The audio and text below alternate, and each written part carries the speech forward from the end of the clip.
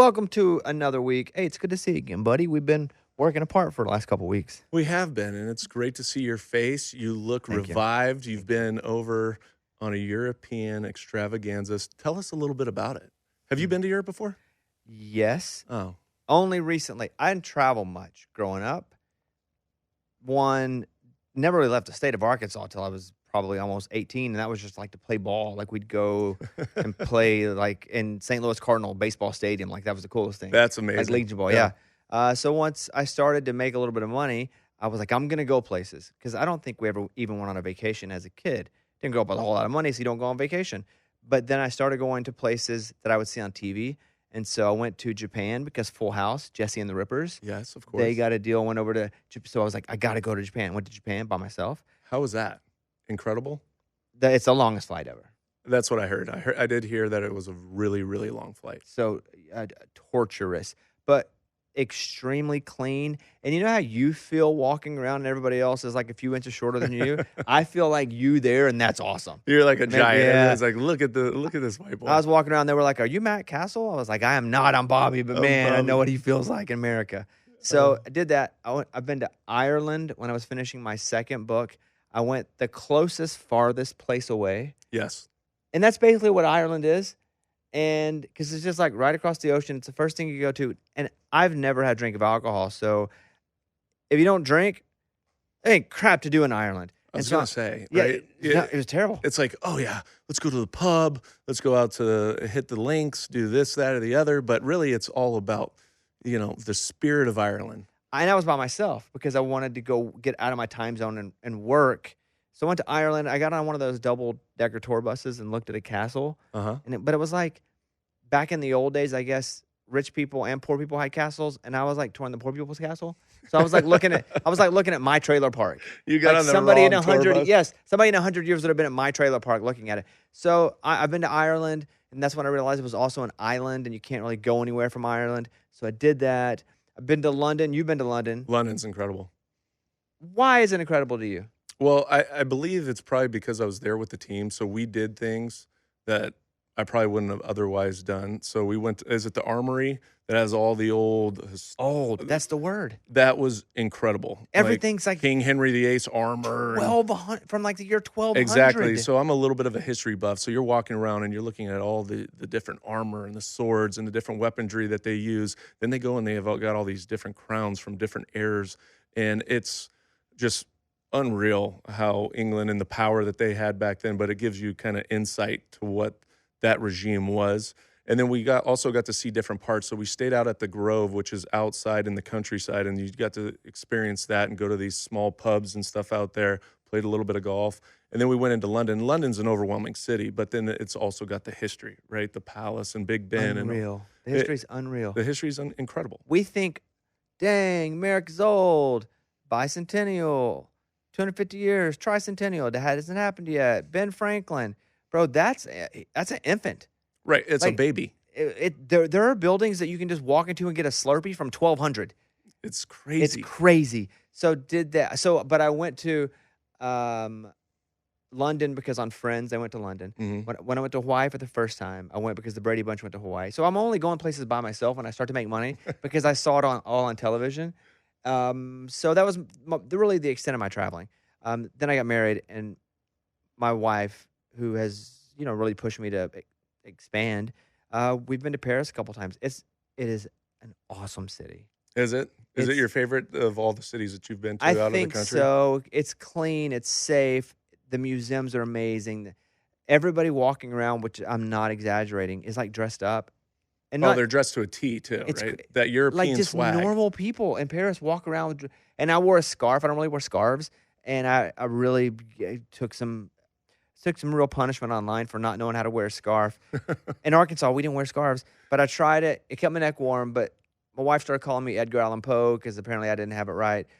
Then we went to Germany, had the best freaking sausage. I don't even know what it was. Schnitzel or whatever they call it. No, but I did have Wiener Schnitzel, which was good for the first time because over there's a lot of cranberry sauce on it. Mm-hmm. And I'm Cranberry sauce? not, yeah, Mm.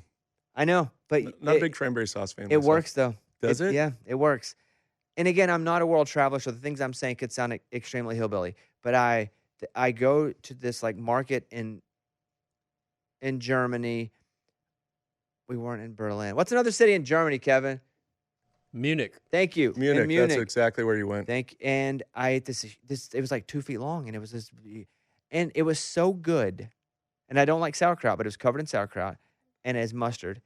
It was so good that I would take a bite of it and then shake my head because I couldn't believe how good it was. And then you'd have another bite. Ate the whole thing. Did you finish the whole thing? The whole thing, all 2 feet of it. Good for you. Like I downed the whole sausage. And then went to Vienna, which is in Austria. Never even really thought about going to Austria. Sound of Music? It sounds like the University of Australia. Like if you can't afford to go to Australia, you stop short in Austria because there are less letters. Like that's what but it was amazing. Amazing. That's what I've heard as well. It's amazing. Beautiful country too, right? The first time that I go somewhere, we were only there for 2 to 3 days. We really just do the city things. And the second time, been to Italy a few times now, and about the third time we went, we started going out and about, and like we bought, like I told you, we bought like a part of an Italian domestic basketball team, and so yeah, it's cool. So we should definitely go check out the free agents going on in Italy. Italy Let's right go. now. Let's NIL those suckers. Let's NIL those guys. But it was really good. Again, I'm not a European dude. Don't really understand some of the vibe. Let me ask you a question. Because I do think you're one of my most intelligent friends. Wow, that's a bold statement. I don't want to meet your other friends. You play the dumb guy, but don't. I watch you break things down, and not even just football. Like you will be humble, but you're highly intelligent. And whenever I am in a foreign country, let's say Germany, yes, they will speak English. They speak English everywhere, which is nice. Of course, America's ignorant in that sense. And everybody anywhere else you go speaks 1, 2, 3, 4, 5 languages. We barely know our own. It's not even our own. It's Britain's. It's not even proper grammar half the time. And so, but what I'll do is I'll try to meet them halfway. And my wife gets a little annoyed because if they're in German and they're like, my accent's terrible, they're like, you have a reservation for 7 p.m. and your hotel room is, I will talk back to them in that same accent. Like, thank you very much for that. Because I feel like I'm meeting them halfway. I don't know their language, but they're speaking in an accent that I feel like I'm talking back in there. So that's a little source of contention with us. I love it. I don't feel like but sometimes I do it at like Asian restaurants and I don't mean to. Oh, wow. That would be strong. I know. I don't mean to, but if they have an accent, I don't want to do that accent, but I'll do an alien. I have brought you your soup. I will be like, thank you for bringing me the soup. I don't mean Hot and to. sour soup, so good. Yeah. Well, you kind of hit it a little bit. But it was good. It was great. So your wife basically would sit there and probably smack you after a certain amount of time. Stop doing that. Yeah, and I'm like, I'm not doing that on purpose. You're making her uncomfortable. I'm not doing it on purpose. But the whole time I'm watching, like, where the frick is Aaron Rodgers going to play football? Like, so those are like the two things I was doing. Like Europe, March Madness, and Aaron Rodgers. And I know that you and I had both made a prediction where you had picked the Steelers and I had picked the Giants. And for a while, I was feeling pretty good. It was going to be the Giants. I was. Yes. Now I definitely think it's 90% Pittsburgh. Why does Aaron Rodgers make us wait? What's happening in his mind? Well, I think when you look at what teams he has available, right? He talked to the New York Giants, absolutely. Then I believe the destination for anybody like Aaron Rodgers would be Minnesota. But they don't want him, right? But they don't want him. Right. Well, they don't want to pay him probably the 45 million, whatever he's going to ask for 1 year, or he's looking for a 2-year deal potentially, because Minnesota would be the ideal landing spot for any guy of that caliber because of Justin Jefferson, right? the offense, right? Addison, Aaron Jones came back. He's in the backfield. You got a good offensive line. You made some transactions this offseason free agency, and they've got a really good defense with Brian Flores. So that's a team that can win right now, and he understands that. And then Pittsburgh, they definitely made a splash when they went out, and we talked about DK Metcalf last week, but they've got a good defense as well. But I think that he just always likes to prolong that because, again, for him, offseason is irrelevant. It's one of those situations where he wants to go to a winner, make sure it's the right situation. Then it might be contractual. But he did go and spend 6 hours, though. So I would say that Pittsburgh has a leg up on all the rest of the competition right now. But he loves the attention. And I say that as somebody whose career is built off needing attention as oxygen. I need it. That's my whole career. But I've never seen an athlete need the attention as much as he does. Would you agree with that? I believe he's at the forefront of an attention. I don't know if he's an attention seeker, just at the same time, just he is one of those guys that naturally does it because of the things that he says. He is a very smart, intellectual guy, will challenge just popular thought and what people view as the norm and challenge that, as he did when it was COVID and didn't want to come out and say anything. He's a and of course, contrarian. He's absolutely contrarian. 100%. And I can respect that because I'm the same. Mm-hmm. Sometimes I just like to hear myself talk, I'll be honest. I think he does too, Yeah. to be honest with you. I'm gonna. If I sat in the room with him, I'd be a little bit intimidated with some of the subject matter he bring up. But yeah, you know, sometimes you watch Joe Rogan when he's getting interviewed, and I'm going, man, they're getting really deep into some seriously heavy subject matter. But it sounds. I mean, the guy wanted to host Jeopardy. I mean, he's one of those type of individuals. So he's a little bit different in terms of his mind thought and how he's in his intelligence level, and he's a polarizing figure because again, he is Aaron Rodgers, the football player that we know him as, which he's going to be a first ballot Hall of Famer. He's won a Super Bowl. He's won how many? 3, 4 MVPs. He's an incredible player. And so now he's at the tail end of his career and trying to figure out, do I want to keep going at 40 years old or soon to be 41? Or 2, am I going to put myself in a position like Brady did to go to a potential winner? Let me give you 2 questions about Aaron Rodgers and answer them together. Number 1, do you know him and have a relationship with him? And then 2, do you feel like because he did play well the second half of last year with the Jets, that was because of his health getting better or because of the changes they had made internally with the coaching staff? So I gave you a whole bunch there. Okay, so I know Aaron because Aaron Rodgers and I have the same agent, Dave Dunn, when we first came in the league. So we were always at the different charity events and stuff like that. And over the years, we came in the same draft as well. So he's one of those guys that I've had a lot of respect for. We've always been friendly, played golf together, but I wouldn't consider him a friend. But if I saw him after a game or something like that, go up, give him a big hug, we'd catch up, you know, with each other. So it's one of those more part of the fraternity type situations than it is anything else. And then in terms of why he played better, I think it goes hand in hand. 1, he was getting healthier, and he took a whole year off. And for any quarterback, even if you're as established as he is and as veteran as he is, the speed of the game and everything, you have to adapt to it as you get back into the mode of operation. And so they had their own struggles, and then there was some changes. I'm sure he took more influence over the offense after the head coach got fired, their offensive coordinator got fired. He implemented things that he really liked, and that's when you started to see him really play well. 1, his health was better, but 2, I'm sure that he was able to really have more of a voice in terms of what was being called. We're recording this late Tuesday afternoon, so if for some reason Aaron Rodgers ends up playing for like the Argonauts or something, we totally miss. He's going to Canada. Yes, then we just missed. You know, we missed it by a few hours, but I don't expect he's going to be making a decision real soon. One of the other things that happened over the last week was the playoff seeding suggestion by the Lions. And I'm going to read the story. And mostly it's, are you a fan of this proposal?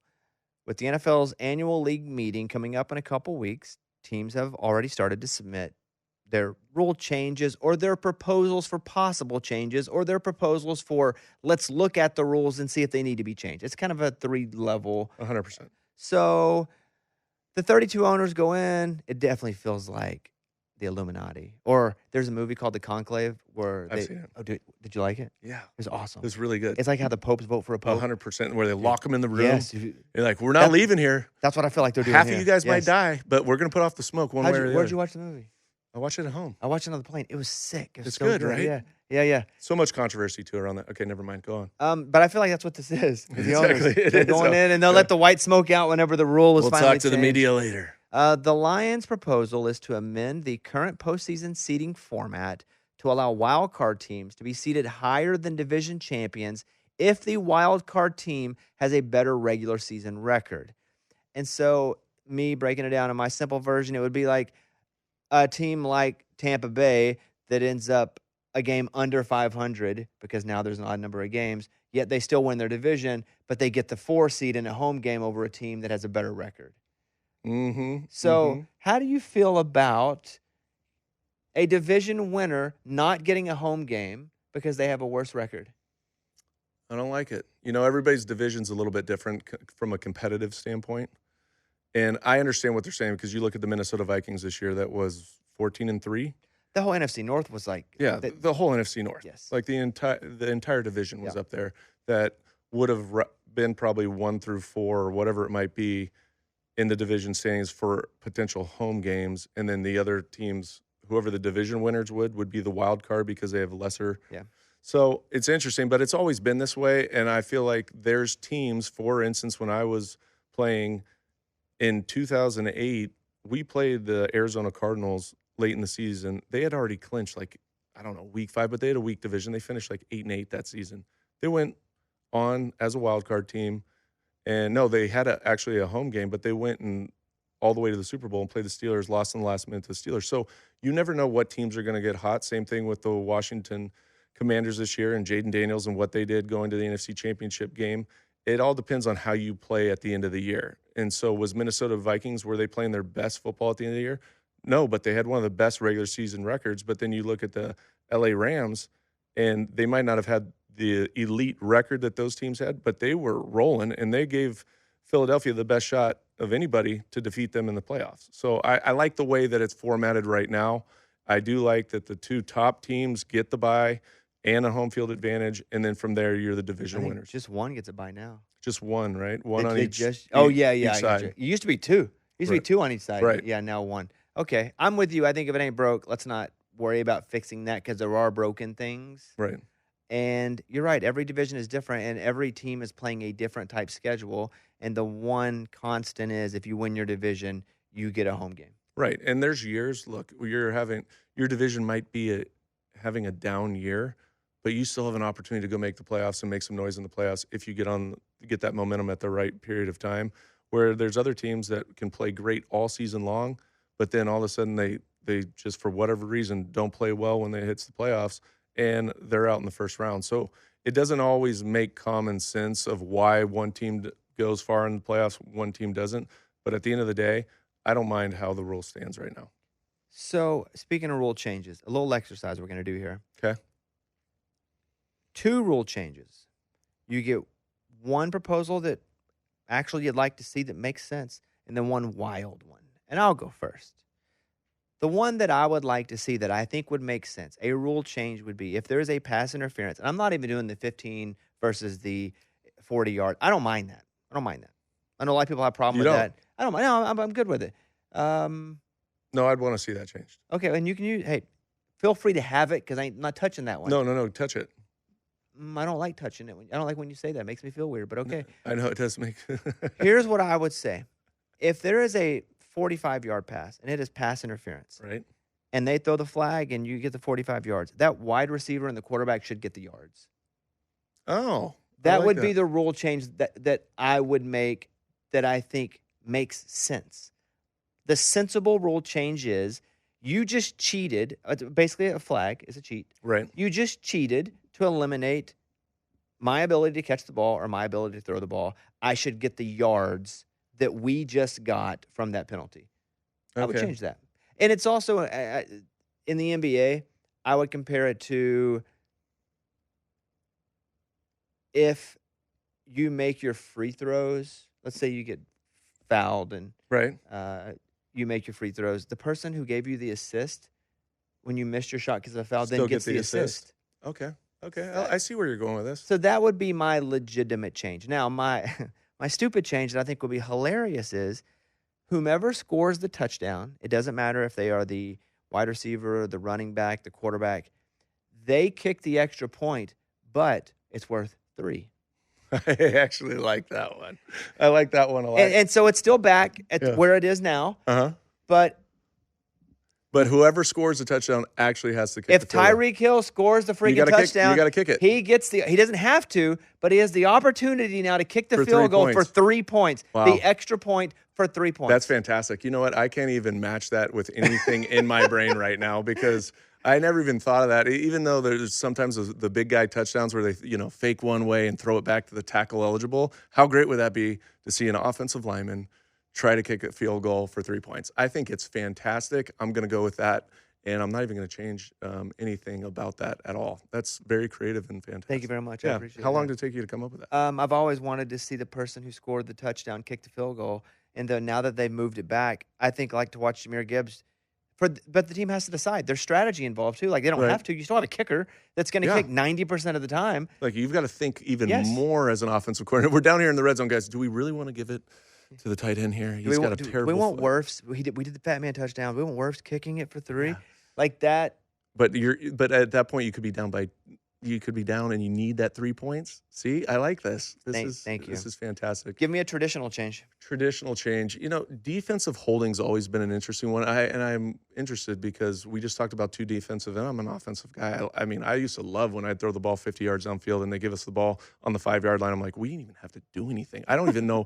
I think I overthrew this guy by 10 yards, but the guy clearly pass interference. So, but defensive holding, you could be 2nd and 20, but as soon as you get a defensive holding, and that's usually in defensive backfield or something like that, it's an automatic first down, but it's only 5 yards. So you move up 5 yards. So it's not one of those significant 15-yarders or something like that. It is a 5-yard penalty, but you automatically get a first down. Significant. As first down. as significant because it keeps the chains moving. And it usually happens, like I said, it's a passing situation. It's a 3rd and long, something like that, where guys get grabby. There's some contact downfield, judgment call. They hold or they grab the guy, and immediately it's a first down. I think that they should look at that. Also, quarterback protection.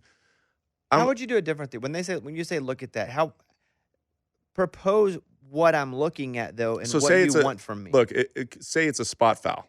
Okay, so say you're 10 yards downfield, defensive holding. It's not a 5-yard penalty. It's a defensive spot foul. But still, if it's 3rd and 15 and you hold at 8 yards, you get the ball 8 yards further up in a replay of downs. That's what I would do instead no of a first down. No first down. You think the first down is too much? I think it's too for much. the after 5-yard. 100%. Okay, got it. If you're just giving them a 5-yard penalty, and I co-sign. I like that. yeah, I'm gonna go with that. And then the quarterback play. I know we're trying to protect these quarterbacks, but some of these hits that they're calling or landing on top of the quarterback, I think it's become so overblown in the protection of the quarterback that it just makes us look soft. We're a tough league, man. You gotta get hit every now and then. I hear you. That one I have trouble subscribing to only because you ever watch a game with 2 backup quarterbacks? It's awful. Look, that's how I got my start. Leave me alone. I hear you, and you know what? You took and you earned. You got to earn it, bro. But earned. that's what you sign up for the game. But most aren't you. Most aren't you. Hey, that's what happens, man. You got to always be prepared. Always be prepared. If I'm watching the backup for the Bears versus the backup for the Packers, and it's the Thursday night Amazon game, it's brutal. Then you might as well do 2-hand touch back there. I'm okay with that. You're okay with that? I'm okay with protecting valuable assets, period. They're all valuable. That's true. There's only 32 of them, and if you lose them, you're taking a step back. How many quarterbacks do you think would need to go down for them to call you? Right now? now? Man, a lot. They'd be like, Castle, can you come in for a workout? And they see me, and they're like, nope, not today. We're going to make you run a 30 instead of a 40. Brian Baldinger, come up in a second. Thank you guys for being here. This is lots to say. Give us 1 second. We'll be back. Brian, how you doing, man? I know you're one of the hardest working people, and I know that you were just down in Miami to watch Cam Ward. In terms of his performance on his pro day, do you think that he validated and solidified himself as a potential or the number 1 pick in this year's draft? I think so. I'm going to see Shador on April 4th out in Boulder. And so that might change a little bit once you see him. You know how it is, Matt. Like once you start watching guys throw, you kind of see how they, their footwork, their torque, their balance. Like the ball comes out hot, it's pretty accurate. He doesn't have the tightest spiral, but, it gets to where he wants to go. I think he's got good movement. I think it helped him that he stayed in school and played at Miami last year. I think he had probably good tape at Washington State, but I thought last year probably really helped him. And just you can just tell, like, he's very, very comfortable guy. He's very outgoing.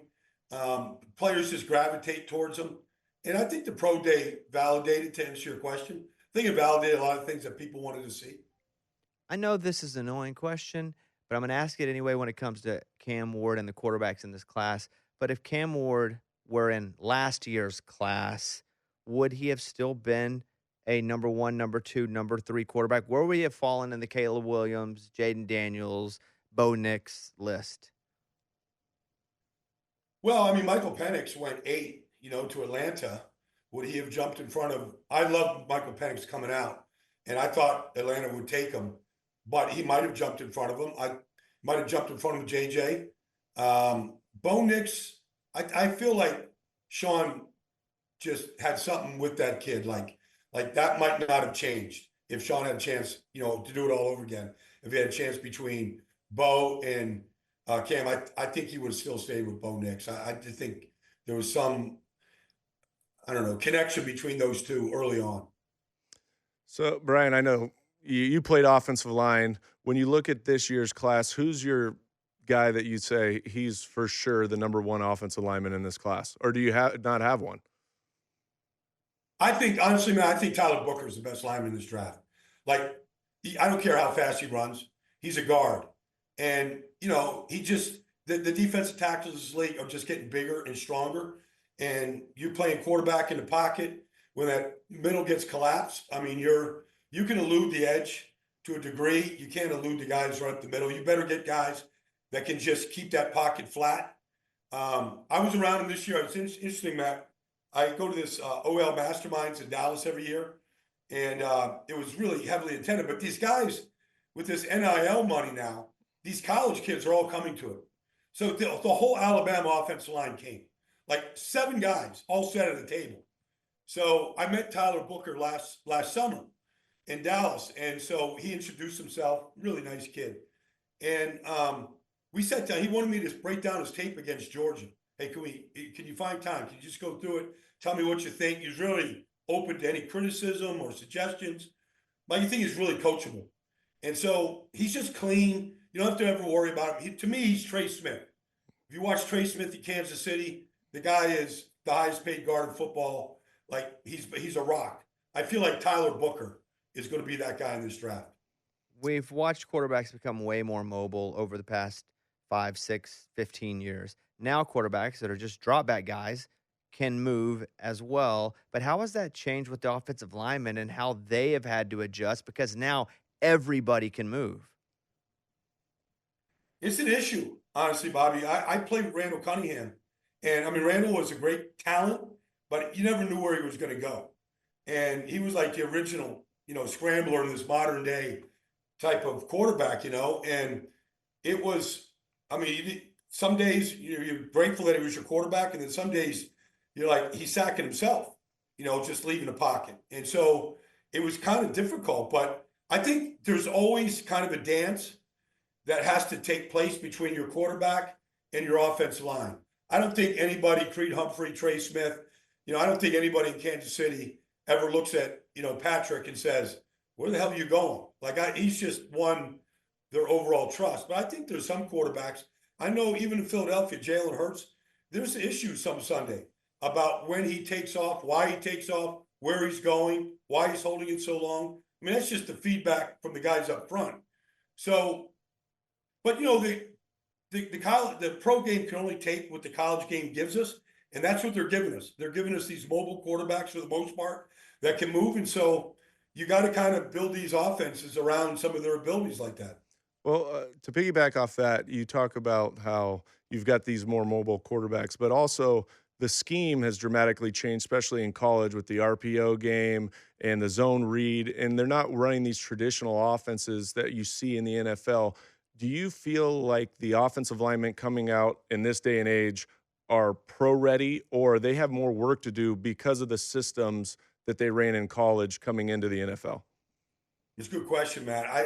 I think they're far less prepared than they were, like, say, 10 years ago, with the advent of what you described, the college offenses. I mean, the guys, their pass protection is actually a little bit better than it used to be, but the run blocking is awful.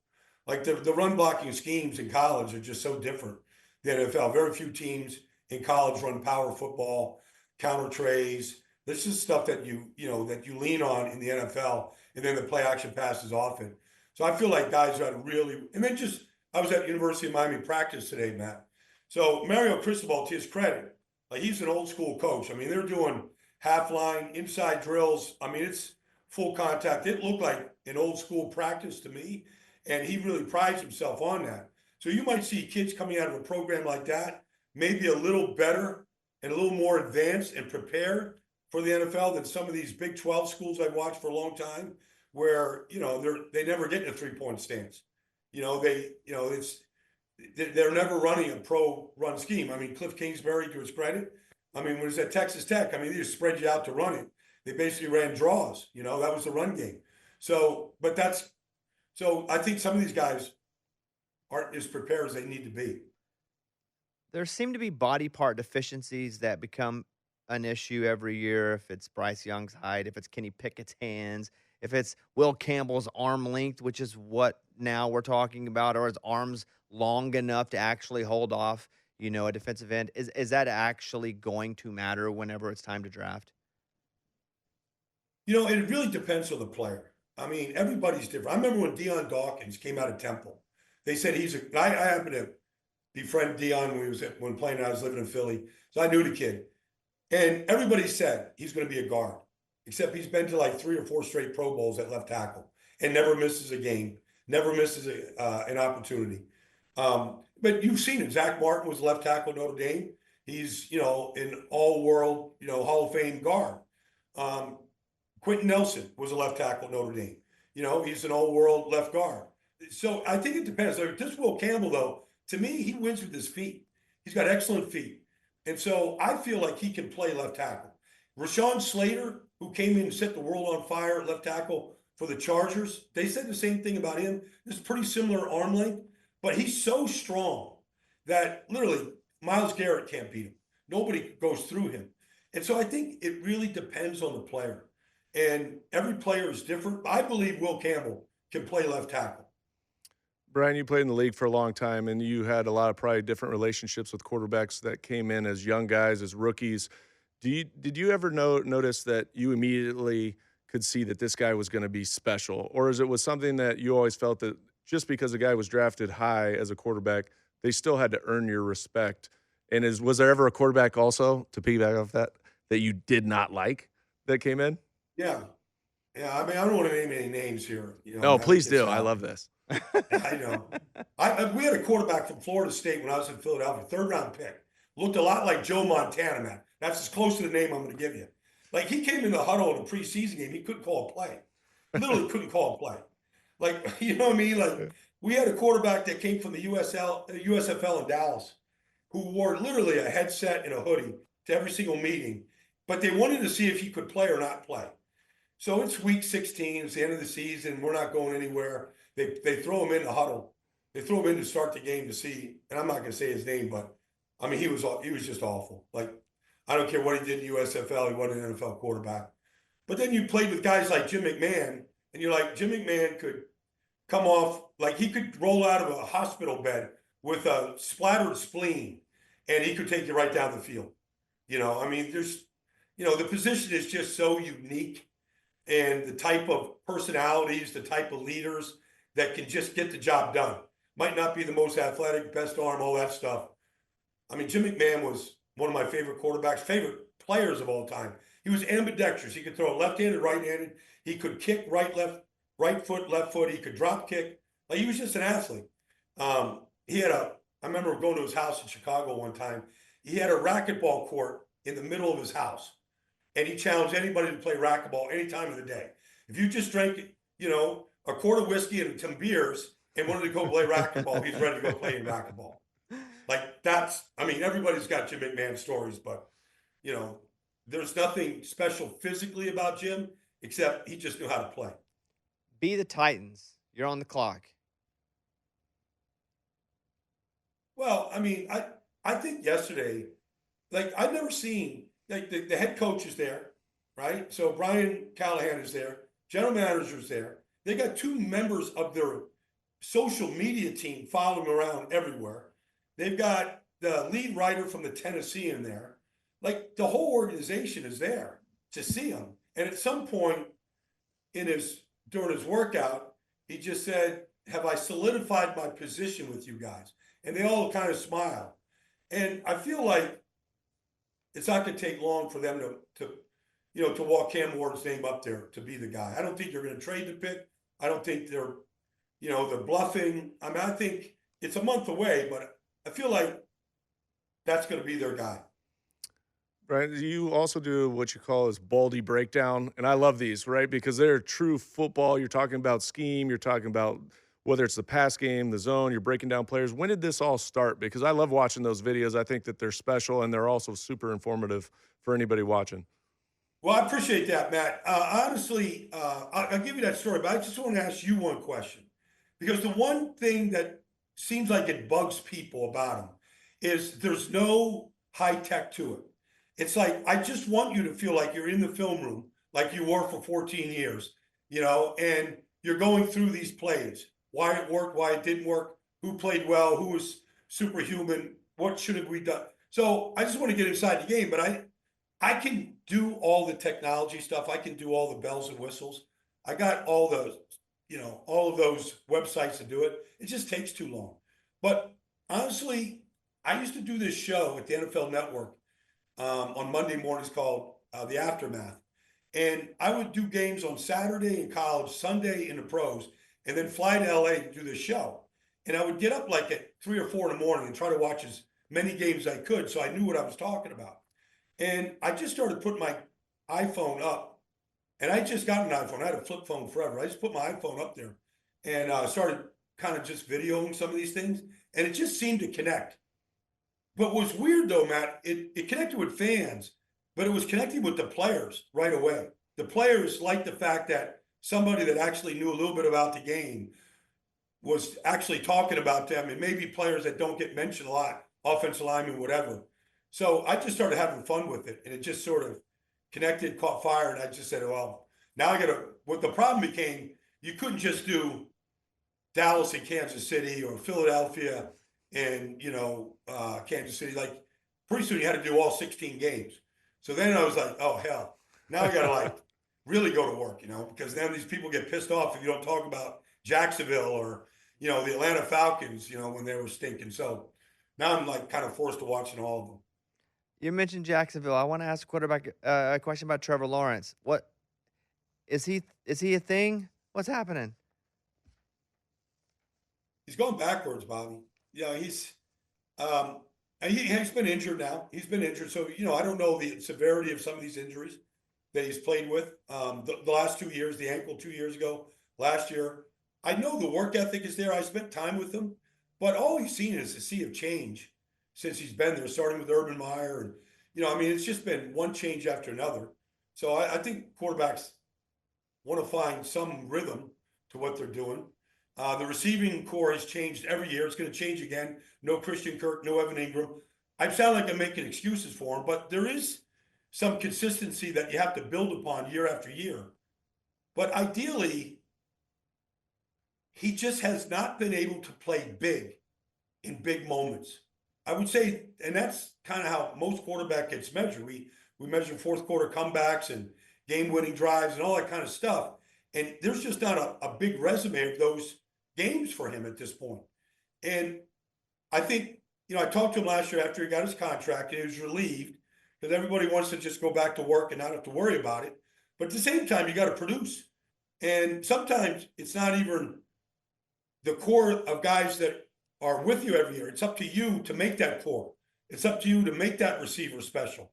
And I don't know that he's been able to do that yet. I mean, Evan Ingram put up some good numbers his first 2 years. Christian Kirk had one good year. But for the most part, people have just made a lot of excuses for him. No run game, offense line's average. All that stuff is true. But I feel like in big moments, he's got to play better. Of all the teams that have gone through free agency and this early signing period and all the different things that go on in the offseason from a business standpoint, what team do you think has improved the most just from the players that they brought in and improved their roster this season in terms of the free agency market and what they've been able to acquire this offseason? Well, I would say Chicago. I mean, the Chicago's coaching staff was abysmal. So maybe Ben Johnson can help. It was just a disaster. Coaches fired, offense coordinators fired, quarterback coaches elevated. I mean, it really wasn't fair to Caleb. The offense line, like I'm friends with Matt Pryor. He's a buddy of mine. He's not a starting guard in this league. He's just not. Like the line was terrible. So for them to go out there and really improve the interior three of that offensive line, through free agency, add Ben Johnson as a coordinator. I think Chicago. I mean, if we're going to see Caleb make a jump in his second year, I think this is the year you're going to see a real jump. I mean, how many times he was sacked? Some of it was his fault for sure. Some of it he's just got to play from the pocket better than he does, and trust the routes and the protection better than he did. But I feel like Chicago's made a big jump. I think Washington has made a significant jump. I mean, Larry Tunsil, there was too many penalties from him last year, but there's only a couple guys that could be as consistent in protection as Laramie Tunsil. So I think getting Debo, letting Cliff work with him, bringing Bobby Wagner back, I think they've done some significant things on a team with an elite young quarterback in Jaden right now. Final question, and I'm obsessed with players that have shown glimpses of greatness, but had a lot of expectation coming in, which is why I mentioned Trevor Lawrence, but also want to ask about Kyle Pitts, because that's a guy at Florida. He was a wide receiver, but he was a tight end, but he was like nothing I had ever seen that was a hybrid of that position. And in the NFL with Atlanta, you would see flashes, but nothing ever consistent.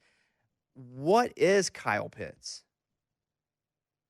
I think he's somewhat damaged goods right now. I mean, I talked to Arthur Smith during the combine. He's the offensive coordinator or the head coach who drafted Kyle Pitts, and he thought he was on a good arc his rookie year, and then he got hurt his second year, and tore up his knee pretty good, and he doesn't think he's been the same since.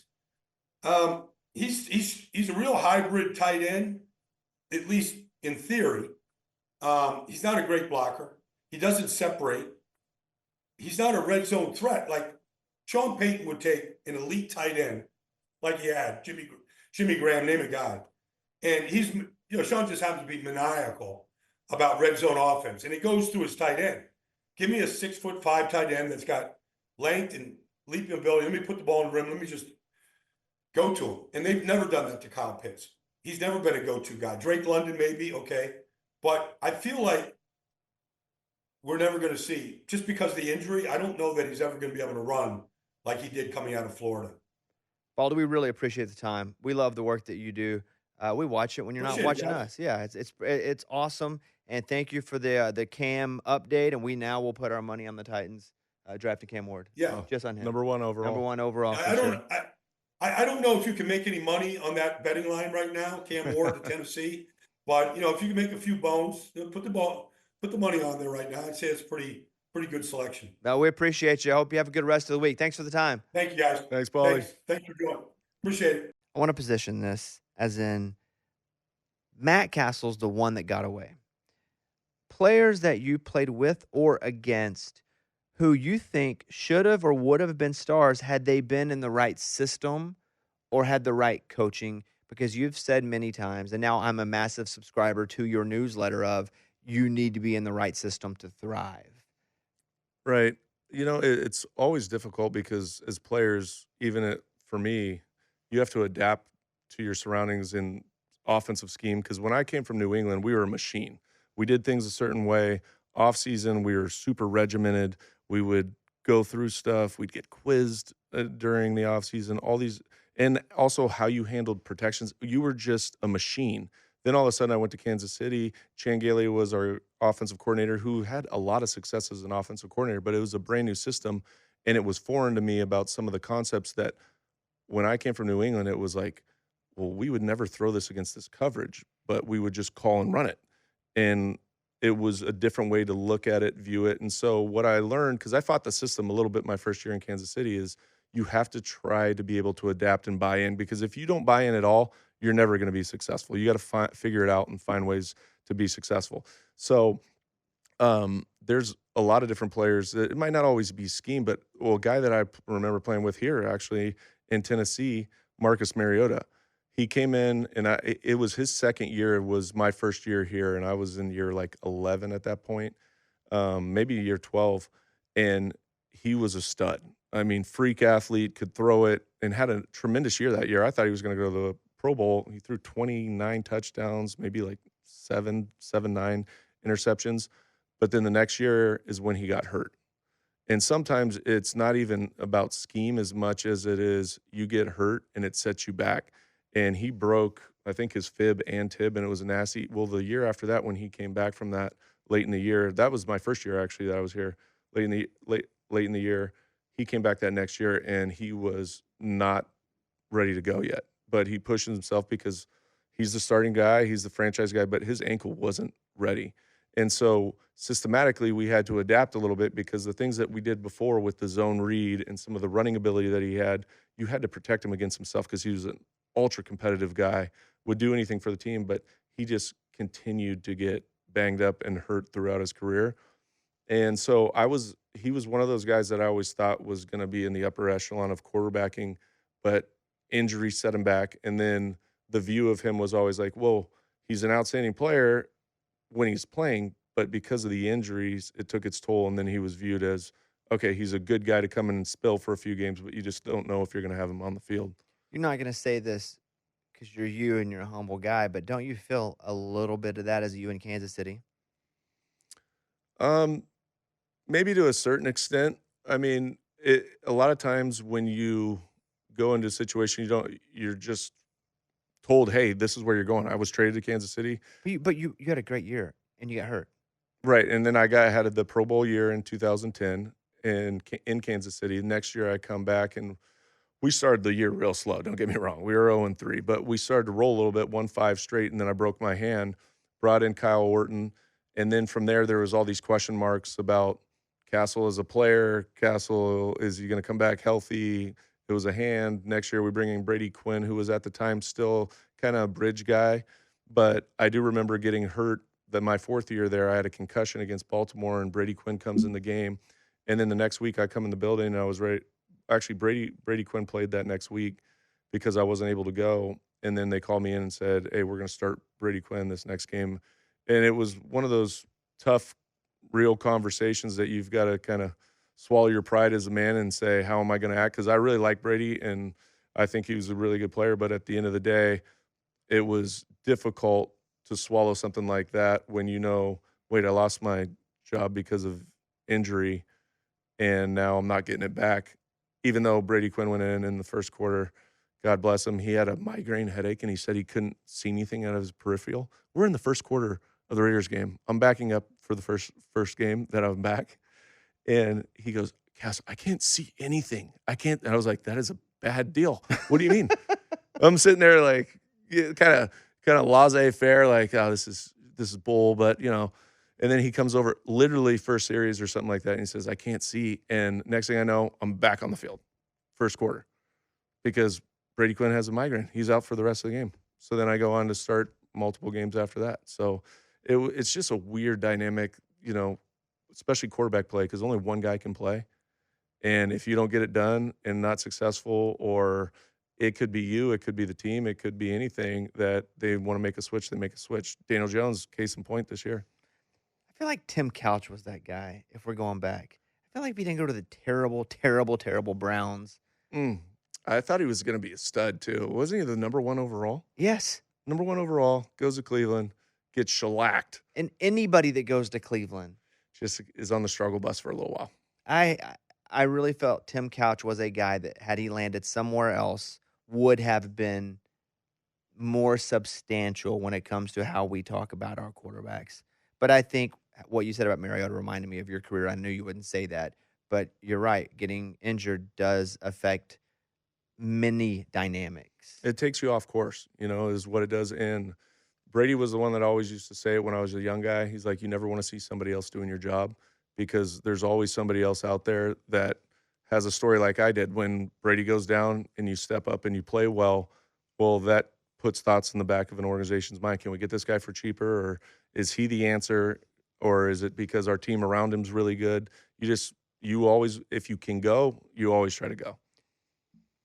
When you were playing, was there a cornerback that you hated to see? And I asked that because they just signed Stingley to a big deal in Houston, and so he's making $30 million a year. He's shut down. He's as shut down as it gets right now. Like, I think of guys like a Darrelle Revis. When you play, I hate him. Okay. Yeah, because he was physical at the line of scrimmage, but at the same time, he could easily back off and play a catch technique where he would bait you a little bit. He'd make you think, okay, I'm going to bail, but then he'd have that flat responsibility or jump routes. And the best cornerbacks that you play against, Champ Bailey's of the world, Darrelle Revis, guys like that, they're so savvy in terms of they study your route concepts. They study the wide receiver splits. So if you're running an out route and you're one of these teams that splits matter, well, you're going to be on the inside edge of the numbers.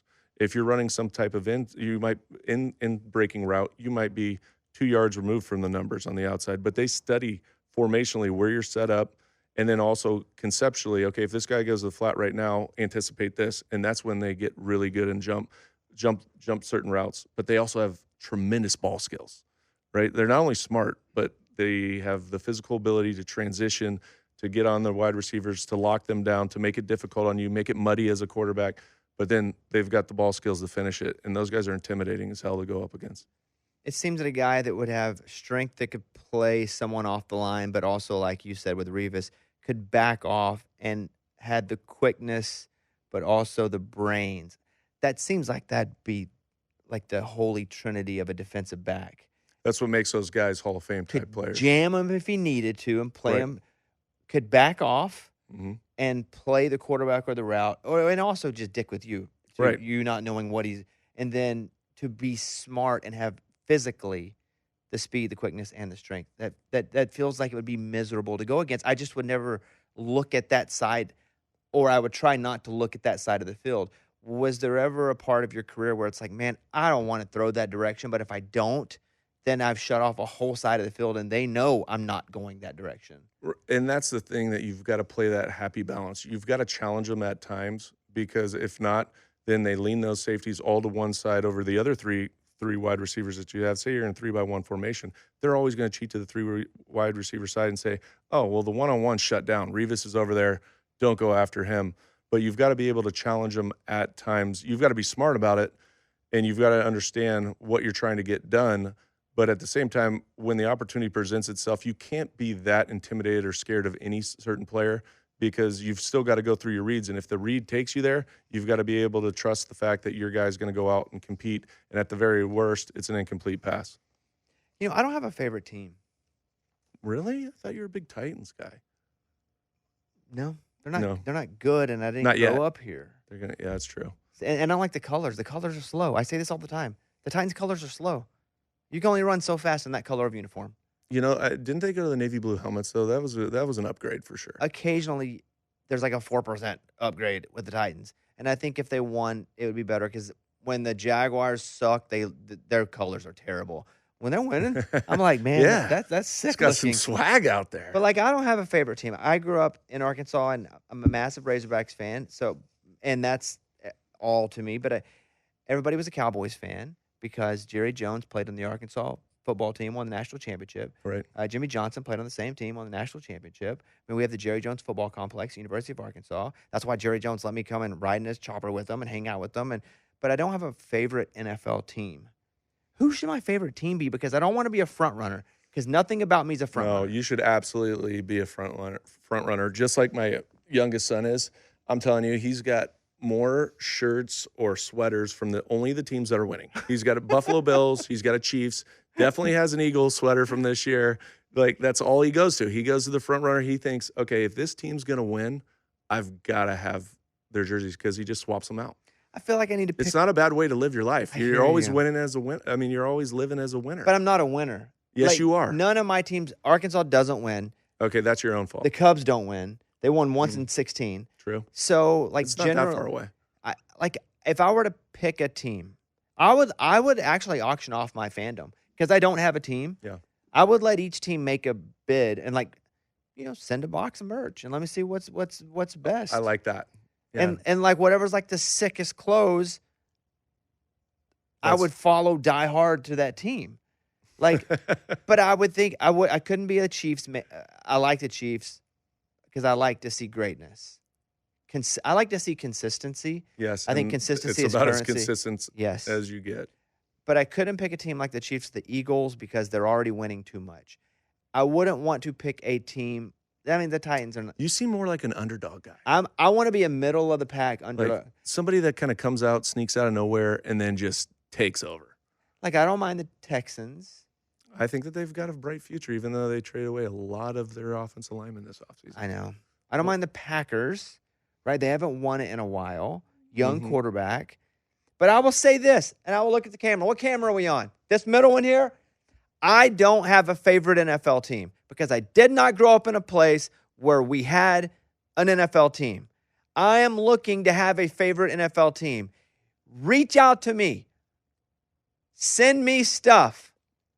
And the coolest stuff, that's going to be my favorite team for the whole year. And I'm going to follow you. I'm going to come to the games. I'm going to cheer you on. I'm going to give you NIL money. Wrong league. But still, I'm looking for a favorite team because I've never had one, and I'd like to have one. You know what? I love where you're going with this. Let's get you an NFL team. Send him swag. It's please. not even about so much the free stuff, but who has the coolest stuff. So you're basing it on uniform, attire, look, I'm basing it on size, how I look in the colors. How you look in the colors. How do I feel about the next 5 to 7 years of the organization? Oh, well, you're starting to put in a different criteria here. No. Not just all colors. this goes in. 5 to 7 years. I don't need them to win right now, but Okay. I want to have at least to feel like there's some promise. Yes. I also, if it's cold, have a dome or put me in a suite, okay? Because I don't want to go and freeze my butt off it again. Yes, I guarantee a lot of those teams would love you to come get a suite for the game. I want to be able to like the coach.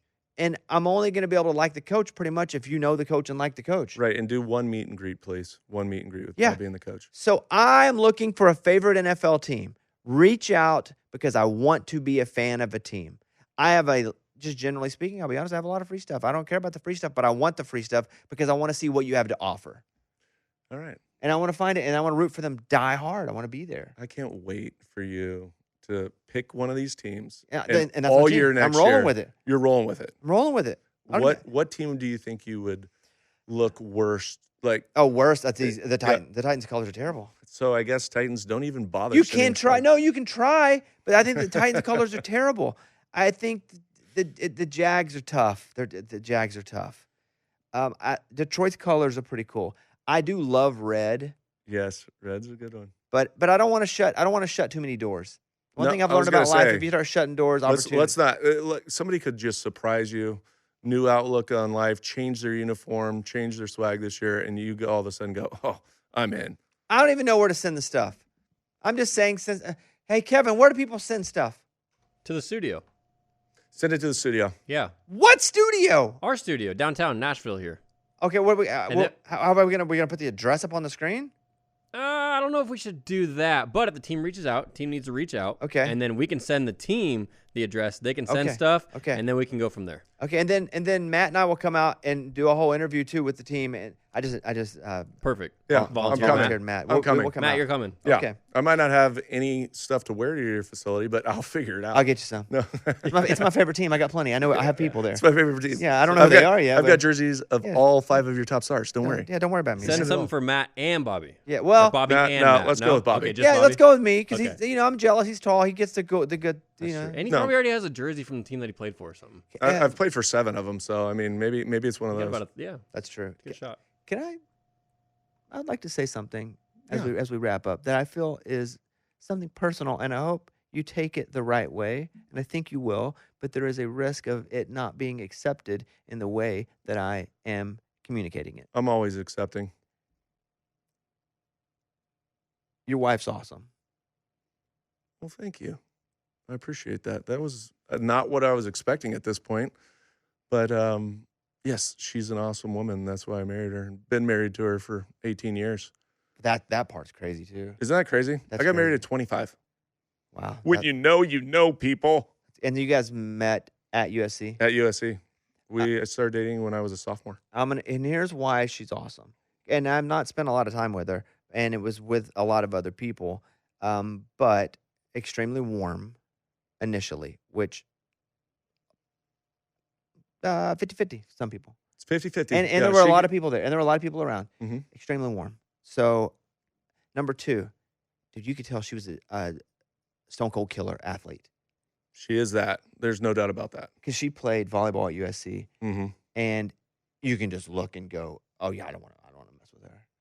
I don't want to mess with her. And She still intimidates me. the thing that I liked that my wife does to me is my wife's the boss when I'm somewhere, Mhm. because I'm the boss everywhere I go, except for when I'm with my wife, because she don't. It's not my choice. I'd like to be the boss there too, but I'm not. I'd lose. I do not have. There's no superiority. Your wife runs the show. She absolutely runs the show. And I She's the authoritarian in our household. Like, she gets when she talks, the kids like snap into. When I say something, they're like, "Okay, Dad, whatever." I was like, "God, you got to have that though. That's the balance." and I texted you, and I've been gone, and you've been gone, but I was like, hey, we need to all go to dinner, like wives and everything, because I thought your wife was super cool.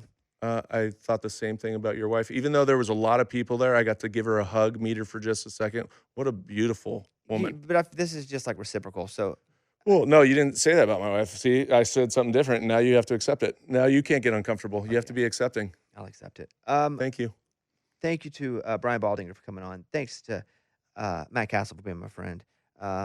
Thanks to whatever NFL teams will ask me to be their fan. You're super fan, actually. I'll be the biggest. All in. I'll be the biggest.